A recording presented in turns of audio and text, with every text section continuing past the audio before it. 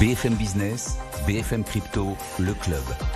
Sandra Gandoin. Il est 15h, je suis ravie de vous retrouver pour cette émission Le Club BFM Crypto avec mes invités Grégory Raymond, cofondateur de The Big Whale. Bonjour Grégory, ravi de vous avoir sur le plateau. À vos côtés Louis Laszlo, CTO chez Meria, c'est ça? Ouais, CTO, CPO, les deux. Voilà, les deux exactement. Chez Meria, merci d'être avec nous. Et face à vous, William O'Rourke, avocat associé chez Orwell. Bonjour William. Bonjour Sandra. Ravi de vous retrouver. On va parler des cours, on va parler de stablecoin, on va parler de réglementation, on va parler d'institutionnalisation aussi. Dans cette émission, vous êtes toujours les bienvenus. Vous continuez à nous écrire sur la messagerie. Vous êtes de plus en plus nombreux.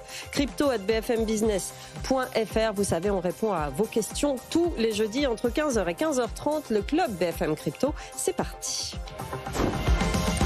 Grégory Raymond et vous trois, d'ailleurs, il s'est passé un week-end assez particulier, l'un des effondrements les plus spectaculaires de l'histoire de la crypto. Réexpliquez-nous ce qui s'est passé, Grégory. Alors on va essayer d'être synthétique. Ouais, et avec du recul. Ce qui s'est passé, c'est qu'il y a eu l'équivalent de 20 milliards de dollars liquidés sur des positions en levier sur le marché crypto. L'origine, c'est quoi? C'est Monsieur Donald Trump qui s'est mis à poster des messages sur son réseau social vendredi autour de 22h heure française pour annoncer qu'il allait peut-être, enfin en tout cas qu'il menaçait la Chine de mettre des taxes douanières de l'ordre, enfin de rajouter des taxes douanières de l'ordre de 100% sur les exportations chinoises. Bon, c'est ce qui s'est passé au printemps. Les marchés n'aiment pas ça. Sauf que bon, les marchés traditionnels ont fermé juste après, donc en baisse, mais la baisse était limitée parce que les marchés se sont fermés. Par contre, comme vous le savez, les marchés crypto, c'est 24 heures sur 24, 7 jours sur 7. Et donc la peur, en fait, s'est déportée sur ces marchés-là et tout a dévissé. Bitcoin est allé jusqu'à 104 000 $. Donc en fait, ça limite la casse parce qu'on était autour de 115. Bon, ça passe à 100. Il a perdu 15% de sa valeur. C'est pas énorme, on va dire. Le Bitcoin a montré quand même beaucoup de robustesse et les grosses capitalisations aussi. Par contre, il y a eu un énorme problème sur tous les petits altcoins, donc les petites cryptos, sur les plateformes d'échange. En fait, il y en a certaines qui sont descendues très très bas. Il y a eu de l'ordre de moins 80, moins 90% sur certaines, qui sont remontées après, mais il y a eu des grosses descentes. L'explication, c'est quoi? C'est que en fait, il y avait énormément de vendeurs donc en position levier, mais aussi qu'il y avait un manque de liquidité sur les plateformes d'échange. Les market makers, voyant ce phénomène de vente, en fait, se sont retirés. Donc, on s'est retrouvé en fait sans liquidité sur les plateformes d'échange. Donc, vu que les gens ont vendu en masse, forcément, le prix a tendu vers zéro avant de se reprendre. Mais tous ceux qui étaient en position levier, donc c'est-à-dire qu'ils multipliaient en fait leurs gains ou leurs pertes dans ce cas-là, ces gens-là ont été complètement liquidés. Et les 20 milliards de liquidation, c'est ça. Et qu'est-ce qu'il faut en retenir? C'est que l'industrie crypto, certes sur Bitcoin, Ethereum, elle a tenu parfaitement, mais par contre sur le reste, elle a montré qu'elle n'était pas du tout prête à affronter ce genre de choc. Donc c'est un stress test qui, au final, aurait pu être beaucoup plus grave parce qu'il y a 3 ou 4 ans, je pense que ça aurait pu emmener tout le secteur. Là, c'est pas le cas, mais c'est quand même disons un sérieux avertissement pour renforcer les infrastructures financières. Si on prétend être la finance du 21e siècle, il va falloir se bouger quand même. Il va peut-être y avoir moins d'effet de levier dans les quelques jours effectivement qui viennent. Après, on peut pas empêcher les traders de prendre des risques. Non, c'est bien inhérent, sûr. Mais ceux qui n'y connaissent rien ont perdu de l'argent. C'est ça, et c'est un rappel pour ceux qui nous regardent aussi. Ne faites pas de levier, c'est réservé aux professionnels, et encore les professionnels perdent beaucoup avec ça. Les investisseurs long terme, eux, restent plutôt protégés, mais c'est vrai que l'effet de levier là a fait beaucoup de mal. Vous en tirez quelle leçon, vous, Louis? Qu'il y a beaucoup de, comme on disait, il y a beaucoup d'évolutions à attendre. Surtout, pour compléter un peu le propos de Grégory sur le contexte marché, il y a eu aussi des sujets autour de la plateforme Binance. Binance, il y avait un sujet de collatéralisation et de l'utilisation de certains actifs comme collatéraux. Certains actifs où les prix n'étaient pas sourcés via des oracles. Donc les oracles, c'est des providers qui viennent des fournisseurs de prix. Et Binance, pour certains actifs, utilisait son propre order book. Donc du moment où il y a eu une pression vendeuse très forte, les prix de ces assets ont baissé. Ces prix des assets ont baissé, et donc comme ils étaient utilisés comme collatéraux pour des positions levier, ça a déclenché des liquidations. Liquidations qui ont fait tomber d'autres prix, qui ont encaissé d'autres liquidations. Et après, c'est un peu l'effet domino, parce que d'autres gens ont poussé, ont vendu, etc. Et pour liquider une position, il faut vendre ces positions. Donc ça a été l'effet domino, amplifié par l'actualité marché. Ça a apporté cette liquidation.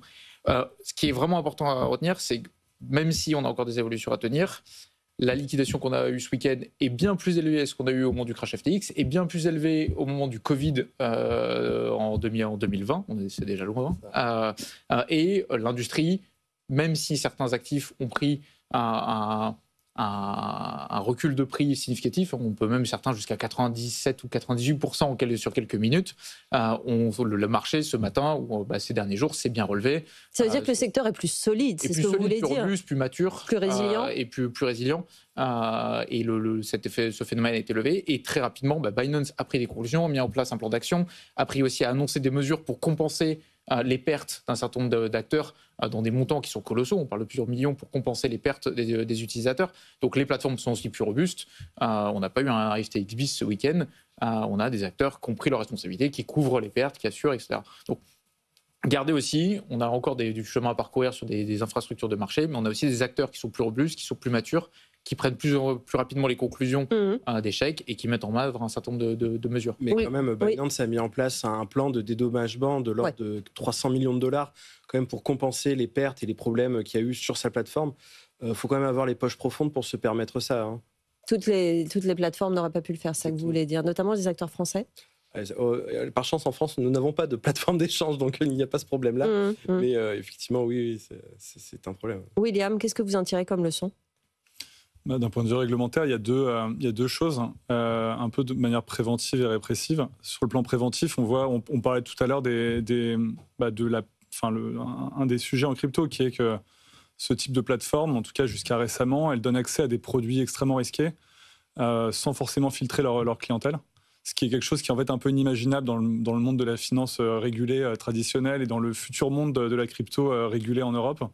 En fait, évidemment, vous ne pourrez pas donner accès à des produits dérivés à des clients particuliers. Alors, je ne connais pas la proportion de clients particuliers et voilà, je pense que ce n'est pas non plus la majorité, mais ça, c'est un point. Enfin, voilà, la réglementation, elle sert aussi à protéger cette clientèle qui est la plus à risque de ce type d'événements de marché qui peuvent arriver. Et sur le plan répressif, moi, j'avais relevé que... alors encore une fois, évidemment, on n'a pas de preuves, on n'a pas le fin mot de l'histoire, mais il y a quand même eu des gros soupçons d'abus de marché, enfin de ce qu'on appelle de l'inside trading en anglais. J'ai perdu le mot français. Délit d'initié. Délit d'initié, exactement. Des gros soupçons avec je pense notamment sur des plateformes décentralisées où il y a des comptes qui se sont créés, qui ont profité de la baisse. Par les d'Hyperliquid notamment. Sur Hyperliquid, il y a eu des grosses positions short, donc baissières, qui ont été ouvertes. 30 minutes avant les annonces de Trump. Ça, on est forcé de se poser la question. C'est vrai. Ça, c'est un truc qui est... de toute façon, le marché crypto, il faut être un peu réaliste. Il y a des abus de marché régulièrement. Enfin, en tout cas, des traces d'abus de marché, parce que c'est un marché qui est encore assez peu régulé en réalité. Et ça pose plein de questions aussi sur le fait que c'est un marché qui fonctionne H24, 7 jours sur 7. Ça appelle des nouvelles manières de prévenir ces abus de marché, qui ne sont pas du tout comparables avec une bourse traditionnelle qui fait du 9h, 17h et qui est fermée le week-end. Ça arrête le vendredi. Et quand même, là, on parle des conflits des délits d'initiés. C'est hyper intéressant parce que Trump est quand même un peu coutumier du fait, ou en tout cas, ça fait plusieurs fois qu'on se pose la question, avec ses déclarations à l'emporte-pièce un vendredi soir quand les marchés régulés, protégés, sécurisés sont fermés.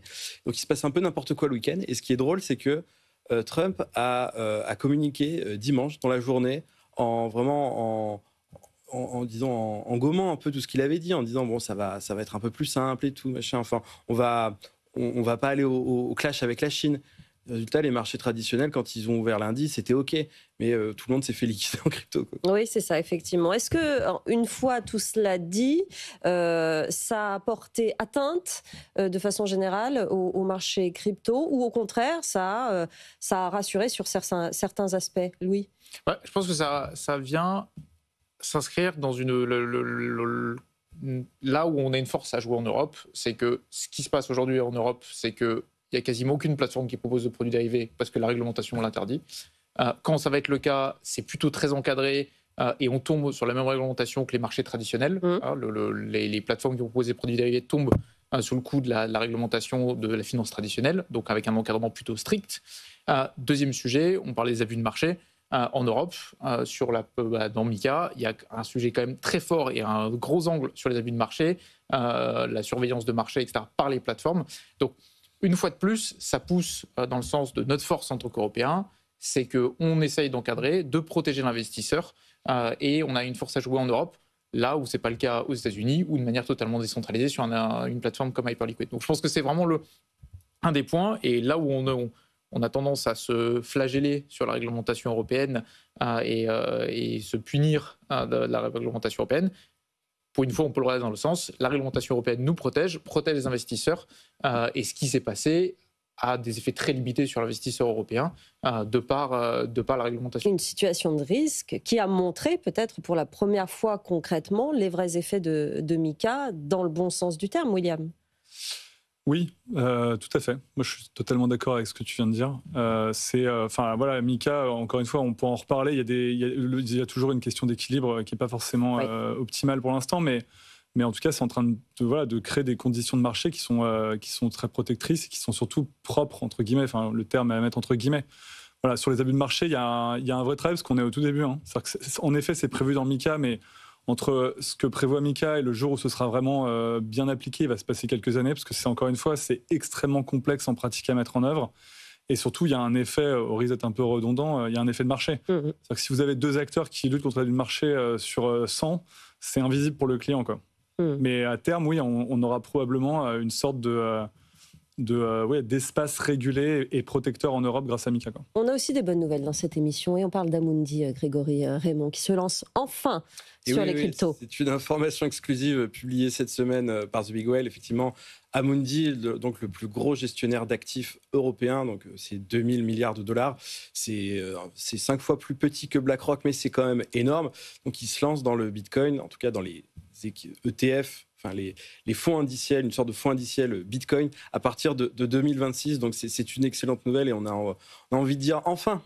Parce que c'était un produit très rentable, ça a été prouvé par BlackRock depuis 2024. Et oui, BlackRock, donc ils ont lancé leur ETF Bitcoin en janvier 2024. Aujourd'hui, c'est quasiment 100 milliards de dollars sous gestion et c'est un sacré jackpot parce que c'est un produit qui est considéré comme innovant, donc avec des frais un peu plus élevés.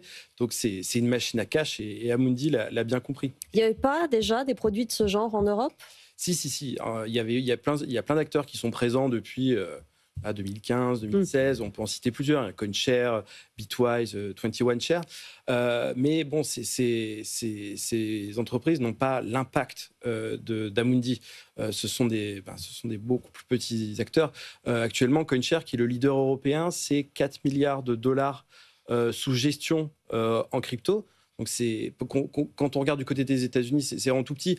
Donc on pense que Amundi, avec sa puissance de distribution, pourra faire quelque chose de plus gros. On ne parle pas d'ETF, ça c'est aux États-Unis. Nous en Europe, concrètement, on parle de quoi là ? Alors, oui. Pour Amundi. Alors effectivement, on a tous tendance à parler d'ETF, que ce soit aux États-Unis, en Europe, mais il y a une vraie distinction. Oui. Donc ETF, c'est aux États-Unis, on peut mettre dedans un seul actif, donc un ETF Bitcoin avec que du Bitcoin dedans. Quand on parle d'ETF en Europe, c'est multi-actif. Il faut qu'il y ait plein d'actions ou plein d'assets différents. Donc quand on n'a qu'un seul asset en Europe, on est dans la qualification des ETN ou des ETC. Ce sont plus des parts de fonds, mais des titres de créance. Je ne vais pas rentrer dans le détail, mais le fait est que ça permet de s'exposer aux cryptos dans le monde financier traditionnel avec un simple compte titre. Louis, ça va changer quoi, cette entrée d'Amundi, ce gros gestionnaire d'actifs ? C'est une fois de plus on avait historiquement sur le marché crypto des pure players crypto. Maintenant, on a des institutionnels qui sont là maintenant depuis quelques temps, qui adressaient les institutionnels, la finance de marché, les grosses entreprises et autres. Là, on voit de plus en plus avec ce type de produit qui arrive, qu'on commence à avoir une vraie réponse des banques sur le retail et qui veut s'adresser au retail. Boursorama qui avait listé des produits il y a quelques mois. Là, on voit Amundi et on imagine que la distribution d'Amundi va permettre de distribuer ça de manière plus massive. Donc, on voit que dans l'industrie crypto, on a les acteurs crypto pure players, les fintech néobanques qui avaient pris le pas il y a quelques mois, et maintenant les acteurs plus traditionnels qui étaient jusque-là très frileux et qui regardaient ça de très loin et qui poussaient ça le plus longtemps possible avant de demander, qui se lancent pleinement dans la course. Et je suis persuadé qu'un certain nombre d'acteurs bancaires vont annoncer l'équivalent ou des produits ou des offres, voire une appli dédiée ou l'intégration dans l'appli de monsieur ou madame tout le monde au quotidien. Est-ce que ça aussi, William, ça a été rendu possible par la réglementation, par les pas qu'a fait l'Europe ces derniers mois avec MiCA?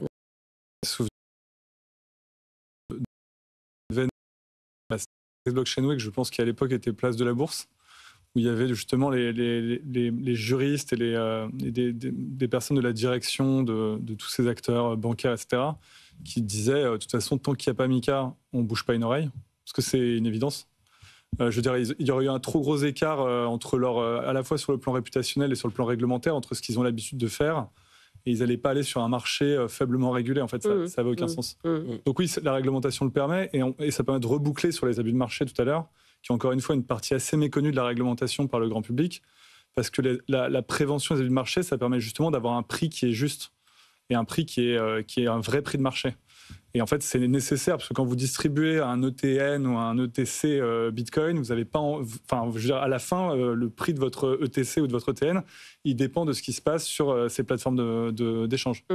Est-ce que, pour suiter Grégory, on va voir du Bitcoin dans les assurances vie, par exemple, dans les mois, les années qui viennent? Pour l'instant, j'ai envie de dire non, mais je pense que ça risque de bouger. Ouais. Parce que, tout simplement, ces produits-là n'ont pas la classification UCITS, et qui est indispensable en fait pour être logé dans les assurances vie. Mais bon, on fait confiance à Amundi, à BlackRock pour faire pression sur ce genre de choses. Je voudrais rajouter un élément.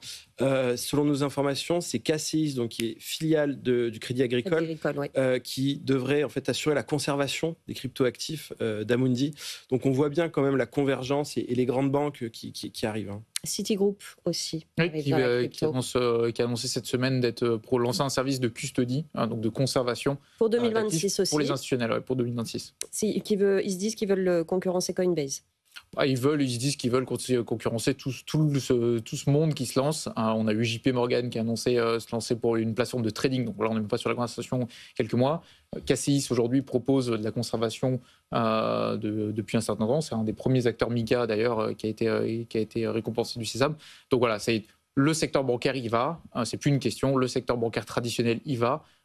Et le retail et l'adoption du retail qui est poussé aujourd'hui pousse les institutionnels à se poser la question de comment y aller et comment y aller le plus vite possible pour proposer et construire des offres. Citigroup qui a rejoint le consortium européen pour créer le stablecoin réglementé en euros. C'est ça. Ça aussi, ce sera pour dans 6 mois à peu près? Je ne sais pas si ça va être dans 6 mois, parce qu'on parle quand même de 9 banques à l'échelle européenne. Vous pensez que ça va prendre plus de temps? Ça peut prendre plus de temps? Je pense que ça prendra plus de temps, même s'il y a une volonté de le faire rapidement. J'ai plus le calendrier en tête, mais on parle de 9 banques qui sont associées. Donc ce n'est pas 9 banques de premier tir. On a un certain nombre d'acteurs bancaires européens qui se lancent dans l'émission d'un stablecoin euro. Après, le calendrier est précis. Je pense que Grégory pourra rebondir là-dessus. Mais je doute que ça se fasse dans les 6 mois qui arrivent. Grégory? Ouais, c'est plutôt dans les 2 ans, ce genre de choses. Tout va très lentement en Europe. Mais en tout cas, il n'y a pas Citigroup dedans. La plus grosse banque, c'est ING. Il y a les Italiens aussi, dont j'ai oublié le nom. Mais ça reste quand même une très très belle initiative. Oui, tout à fait. Cette institutionnalisation, l'entrée des groupes bancaires, l'entrée des gestionnaires d'actifs, est-ce que ça met en danger les pure players? Est-ce qu'il va y avoir de la place pour tout le monde dans les années qui viennent? William? Alors moi, je ne pense pas du tout. Je pense qu'il y a un effet rue du commerce. Vous voyez ce que je veux dire? C'est-à-dire que l'activité entraîne de l'activité.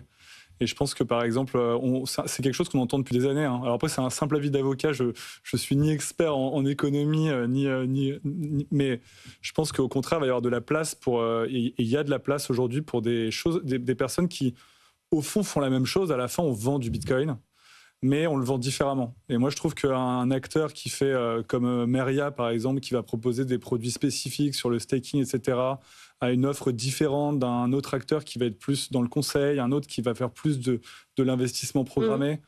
Et voilà, alors que l'investissement programmé, aujourd'hui, vous pouvez le faire sur toutes les plateformes. Pourtant, on sait qu'il y a des acteurs en Europe qui font que ça et qui le font bien et qui arrivent à avoir de nombreux clients. Est-ce qu'on ne perd pas l'essence même de la crypto? Oui, un petit peu, on perd l'essence, mais en fait, souvent, on me demande quelle est la meilleure manière d'investir dans les cryptos. Je ne vais pas forcément me faire que des amis, mais en fait, aujourd'hui, le plus simple, c'est d'investir dans un ETF ou un équivalent européen, parce que en fait, là, le piratage est quasiment, le piratage personnel est quasiment impossible. On n'a pas à gérer la conservation. C'est quand même une charge mentale en moins. Non pas que ce soit difficile sur les plateformes comme Meria et d'autres qui sont excellentes, mais quand on a un certain âge et quand on a un peu peur de toucher à ça, franchement, le TN, le TC... Le meilleur type de produit. C'est plus simple. Louis? Je pense que c'est en fonction de qui vous êtes et de votre compétence technique. Il faut se connaître en tant qu'investisseur. Et donc voilà, en fonction de qui vous êtes, qu'est-ce que vous cherchez, qu'est-ce que vous aussi comme produit, comme rendement, est-ce que vous voulez faire du rendement ou pas, est-ce que vous voulez vous exposer qu'à Bitcoin ou à d'autres actifs et aller chercher de la performance, potentiellement aussi du risque, ça dépendra de ça. L'autre sujet où je rebondis sur est-ce qu'il y a un risque pour les pure players? Oui et non. Comme je rejoins le point, plus il y a d'acteurs, plus il y a de capacité à accéder au marché. Donc plus il y a de capacité à accéder au marché pour le retail ou pour monsieur, madame, tout le monde, plus il y a de liquidité qui rentre sur le marché. Donc plus il y a de liquidité, plus il y a d'acteurs qui peuvent en vivre confortablement et donc créer et innover. Après, de l'autre côté, que ça soit et par l'accélération, l'institutionnalisation, cette maturité qui est demandée par le marché des acteurs et la réglementation, il va y avoir de la consolidation. Il faut être sûr que là où on a 130 SAN aujourd'hui à peu près, il y en aura beaucoup moins dans les prochains mois et qu'il va y avoir une consolidation du marché. Certains groupes bancaires vont aussi devoir acquérir de la compétence très rapidement, puisqu'il faut voir l'échelle d'une banque. Une banque qui décide aujourd'hui d'y aller et proposer une offre de retail, elle va avoir une roadmap à 2, 3, 4 ans pour implémenter ça et proposer ça dans son application de compte bancaire du quotidien à son utilisateur. Donc il va y avoir et de l'acquisition du merger and acquisition entre des acteurs pure players et des acteurs plus traditionnels. Mais après, il va y avoir aussi, je pense, d'autres qui vont se lancer sur des pans spécifiques, sur de l'expertise, ou pour s'adresser à des utilisateurs qui ont des besoins plus spécifiques. Donc, opportunité et risque, je ne sais pas, mais en tout cas, il va y avoir et de la consolidation, mais aussi de l'accélération. Vous qui travaillez beaucoup sur la réglementation, vous pensez que ça va donner quoi sur le secteur, Mika notamment, dans un an, par exemple? Là, déjà 2025, c'est hallucinant ce que le secteur a changé. Vous le voyez comment en termes d'acteurs, William?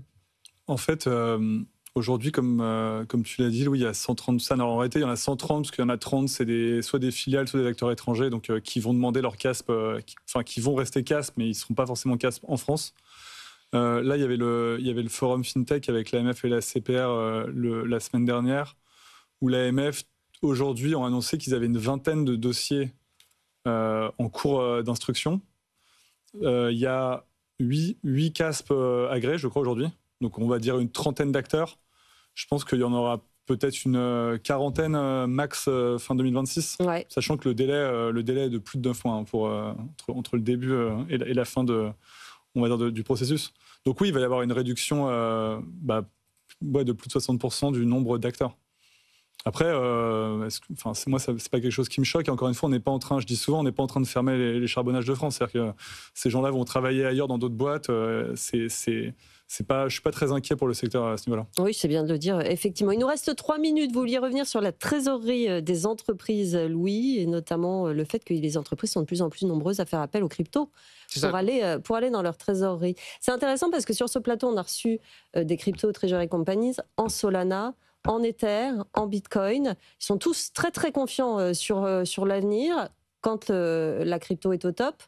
Quand ça redescendra, on est toujours bon sur le... Alors, ça dépend toujours, comme d'habitude, de l'asset qui est considéré pour intégrer la trésorerie d'entreprise. Ce qu'on voit, nous, à notre échelle, quand on s'adresse aux directeurs financiers, voire aux dirigeants de petites ou moyennes entreprises, on ne parle pas d'institutions ou de crypto-trésorerie compagnie, là, pour le coup. Là, c'est en mettre un peu dans sa trésorerie. C'est ça. Et il y a quand même une accélération de fonds par rapport à l'année dernière ou l'année d'avant. J'avais la stat là, il y a quelques minutes, mais on a à peu près une demande de plus de... Aujourd'hui, dans les interlocuteurs qu'on a au quotidien, plus de 40% se posent la question d'intégrer de la crypto dans leur trésorerie dans les 2 ans à venir. C'est quand même significatif. Il y a quand même un changement de paradigme par rapport aux dernières années et qui ne se pose pas du tout la question d'acheter de l'or exposé dans leur trésorerie. Donc, oui, il y a un effet de marché, oui, il y a un effet d'annonce puisque les prix sont hauts et ça sollicite, ou en tout cas ça interroge un certain nombre d'acteurs, mais il y a aussi un certain nombre d'acteurs qui commencent à considérer ça comme une réserve et vraiment un asset de repli pour protéger de l'inflation, pour protéger leur trésorerie. Donc voilà, on a vraiment une adoption qui accélère de ce côté-là, on a une accélération de la demande et une explosion des comptes entreprises. Typiquement à l'échelle de Maria, on a une explosion des comptes entreprises ces dernières années dans nos clients. Vous avez 1 minute, vous avez sorti un guide à ce propos. 2-3 conseils très très vite pour ces cas-là. D'aller télécharger le guide qui est disponible gratuitement, dans lequel on va repartir justement un peu de la position de marché, les crypto-trésoreries compagnies, qu'est-ce qu'elles font, comment elles le font et autres.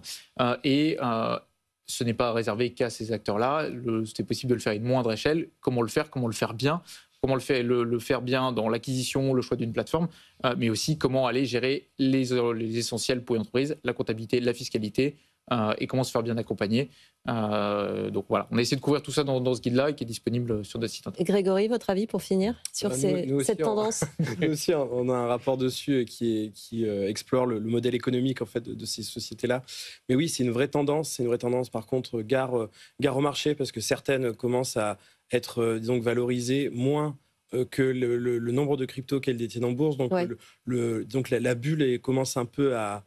Donc, pas à éclater, mais en tout cas à diminuer.